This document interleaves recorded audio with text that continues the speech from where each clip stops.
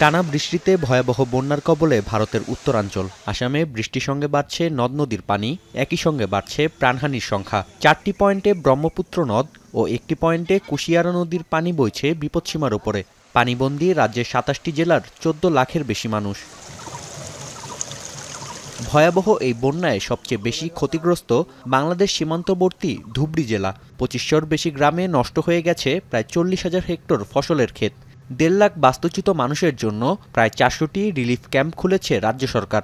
কাজিরাঙ্গা জাতীয় উদ্যানে বন্যার পানিতে ডুবে মারা গেছে 1.5 শতাধিক প্রাণী।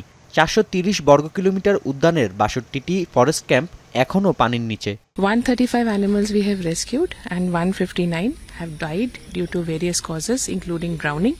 There have been 2 road accidents.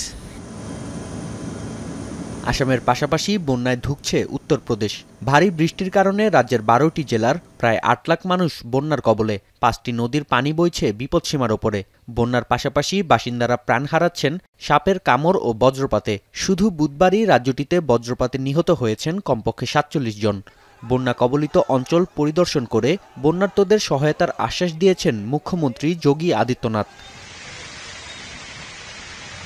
বন্যা কবলিত রাজ্যের তালিকায় যুক্ত হয়েছে হিমাচল প্রদেশ।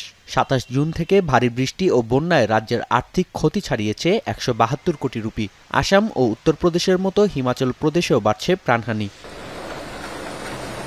ভারতের আবহাওয়া দপ্তর IMDর পূর্বাভাস বলছে, আগামী 5 দিন উত্তরের রাজ্যগুলোয় অব্যাহত থাকবে বৃষ্টিপাত। তাই শিগগিরই বন্যা পরিস্থিতি স্বাভাবিক হবার কোনো সম্ভাবনা নেই।